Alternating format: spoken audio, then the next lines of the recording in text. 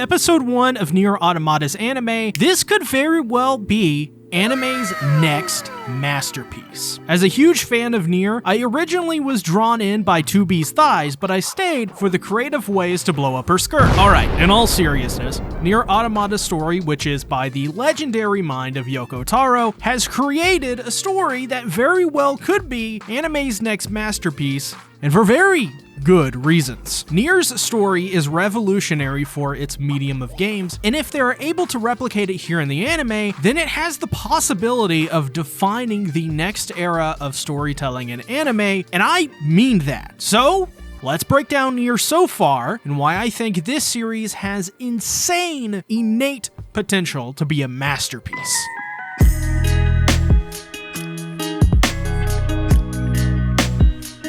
So, what is Nier Automata? Well, it's an anime based on the mega hit Yoko Taro game Nier Automata, which came out in 2017, which is a sequel to Nier, which is, in of itself, a spin-off of Yoko Taro's Drakengard series. Complicated, I know. It follows 2B and 9S, two androids that fight against robots that came to Earth and made humans extinct. These androids are also man-made, as they were made with the sole purpose of retaking Earth after humanity was driven to the moon and outer space.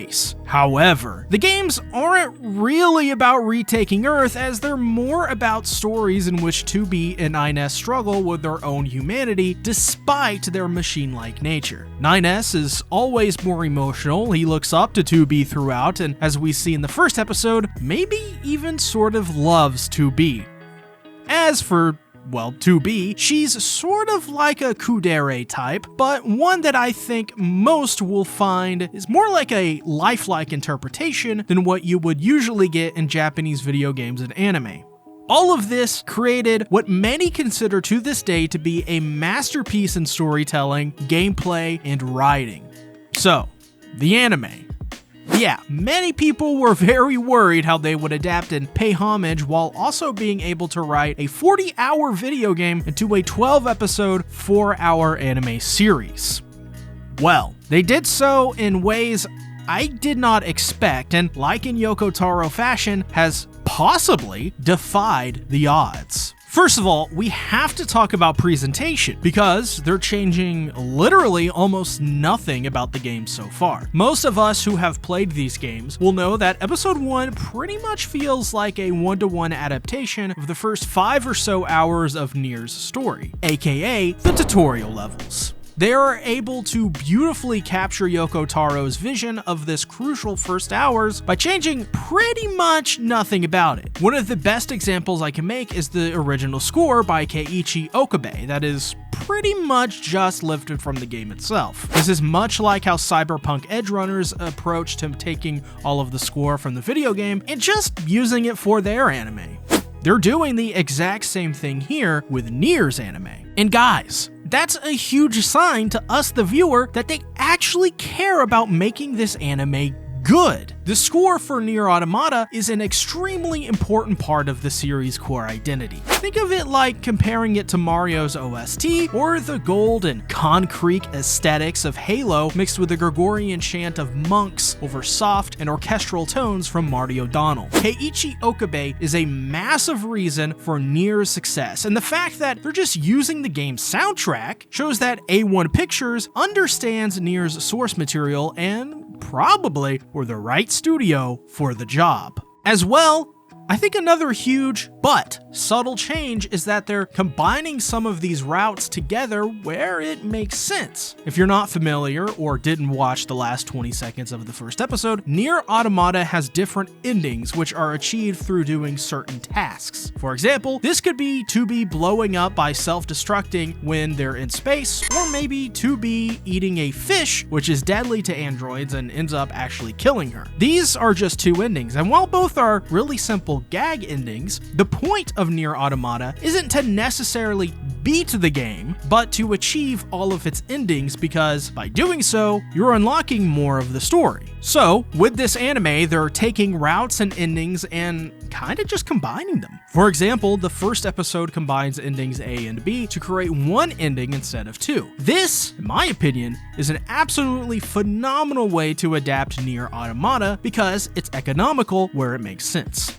In other words, it's functional. And if they end up doing this for the rest of the anime, obviously some people will not like this, but realistically speaking, this is needed, as not every adaptation of something needs to be perfectly one-to-one. As long as the story is good, makes sense, and is a good representation of something, that's all that matters. And hey, let's use Halo as an example again. Halo Reach is considered to be one of the best in the series, but the book it's based off of is actually poorly adapted. And that's why this anime has a huge chance of becoming a masterpiece, because it's adapting the story in a way it was meant to be told in anime form, not in game form. Let's be real here. Nobody wants to see 40 hours of 2B running at low angles or upskirts from climbing up ladders.